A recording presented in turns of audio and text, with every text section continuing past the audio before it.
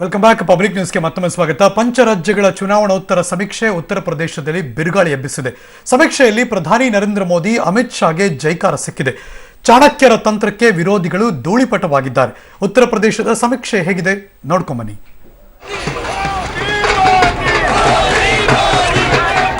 ಪಂಚರಾಜ್ಯಗಳ ಫಲಿತಾಂಶಕ್ಕೆ ಇನ್ನೆರಡು ದಿನ ಬಾಕಿ ಇರುವಂತೆ ಚುನಾವಣೋತ್ತರ ಸಮೀಕ್ಷೆಗಳು ಬಯಲಾಗಿವೆ.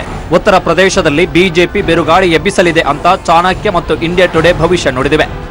ಚಾಣಕ್ಯ ಸಮೀಕ್ಷೆಯ ಪ್ರಕಾರ ಒಟ್ಟು 403 ಕ್ಷೇತ್ರಗಳಲ್ಲಿ ಬಿಜೆಪಿ ಬರೋಬ್ಬರಿ 285 ಕ್ಷೇತ್ರಗಳನ್ನು ಗೆದ್ದು ಅಧಿಕಾರಕ್ಕೇರಲಿದೆ. ಎಸ್ಪಿ ಮತ್ತು ಕಾಂಗ್ರೆಸ್ ಮೈತ್ರಿಕೂಟಕ್ಕೆ ಕೇವಲ 88 ಸ್ಥಾನಗಳು ದಕ್ಕಲಿವೆ. ಬಿಎಸ್ಪಿ ಕೇವಲ 27 ಮತ್ತು ಇತರರು 3 ಸ್ಥಾನಗಳನ್ನು ಪಡೆದುಕೊಳ್ಳುವ ಸಾಧ್ಯತೆ ಇದೆ. ಇಂಡಿಯಾ ಟುಡೇ ಸಮೀಕ್ಷೆಯ ಪ್ರಕಾರ ಬಿಜೆಪಿ 251ರಿಂದ 279 ಸ್ಥಾನಗಳನ್ನು ಪಡೆಯಲಿದೆ. ಎಸ್ಪಿ ಮತ್ತು ಕಾಂಗ್ರೆಸ್ ಮೈತ್ರಿಕೂಟಕ್ಕೆ 88ರಿಂದ 112, ಬಿಎಸ್ಪಿಗೆ 28ರಿಂದ 42, ಇತರರು 6ರಿಂದ 16 ಕ್ಷೇತ್ರಗಳಲ್ಲಿ ಗೆಲುವು ಸಾಧಿಸುವ ಸಾಧ್ಯತೆ ಇದೆ.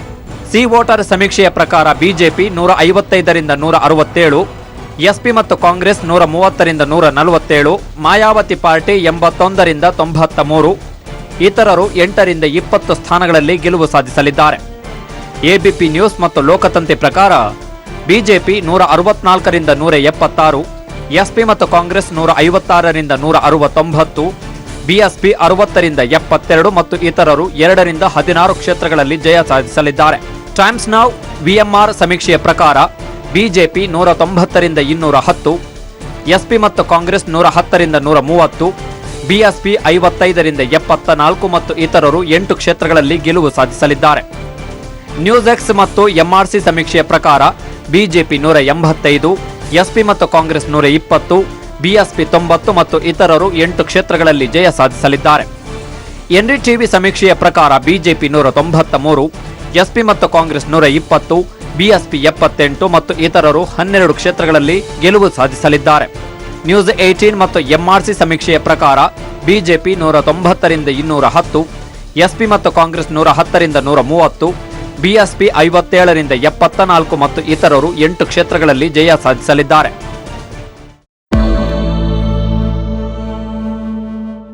ಚುನಾವಣೋತ್ತರ ಸರ್ವೆಗಳು ಇವು, ಅಂದರೆ ಸಮೀಕ್ಷೆಗಳು. ಚುನಾವಣೆಯ ನಂತರ ಮಾಡಿರುವಂತಹ ಸರ್ವೆಗಳು 7ರಲ್ಲೂ ಹೆಚ್ಚು ಕಡಿಮೆ ಒಂದೇ ರೀತಿಯ ಅಭಿಪ್ರಾಯಗಳು ಮೂಡಿ ಬರ್ತಾ ಇವೆ. ಬಹಳ ದೊಡ್ಡ ವ್ಯತ್ಯಾಸಗಳು ಕಾಣಿಸ್ತಾ ಇಲ್ಲ. ಎಲ್ಲದರಲ್ಲೂ ಬಿಜೆಪಿ ಒಂದು ಕಡೆ, ಕಾಂಗ್ರೆಸ್ ಪರಿಸ್ಥಿತಿ ಏನು, ಎಸ್ಪಿ ಏನು, ಬಿಎಸ್ಪಿ ಏನು ಅನ್ನೋದನ್ನ ಸ್ಪಷ್ಟವಾಗಿ ಹೇಳ್ತಾ ಇದೆ. ನಟ ಕಿಚ್ಚ ಸುದೀಪ್ ವಿವಾಹ ವಿಚ್ಛೇದನ ಪ್ರಕರಣವನ್ನ ಮಧ್ಯಸ್ಥಿಕೆಗೆ ಕಳುಹಿಸುವಂತಹ ಸಾಧ್ಯತೆ ಇದೆ. ಮುಂದಿನ ಬಾರಿ ಗಂಡ ಹಾಗೂ ಹೆಂಡತಿ ವಿಚಾರಣೆಗೆ ಹಾಜರಾಗದೇ ಇದ್ರೆ ನ್ಯಾಯಾಲಯಕ್ಕೆ ಪ್ರಕರಣವನ್ನ ತೀರ್ಮಾನಿಸುವಂತಹ ಅಧಿಕಾರ ಇದೆ ಅಂತ ಕೋರ್ಟ್ ಸುದೀಪ್ ಪರ ವಕೀಲರಿಗೆ ಹೇಳಿದೆ. ಜೂನ್ 14ಕ್ಕೆ ವಿಚಾರಣೆ ಮುಂದೂಡಿದ್ದು, ಮುಂದಿನ ದಿನಾಂಕಕ್ಕೆ ಕಡ್ಡಾಯವಾಗಿ ಇಬ್ಬರು ಕೂಡ ಅರ್ಜಿದಾರರು ಹಾಜರಿರಬೇಕು ಅಂತ ಕೌಟುಂಬಿಕ ನ್ಯಾಯಾಲಯ ಸೂಚನೆ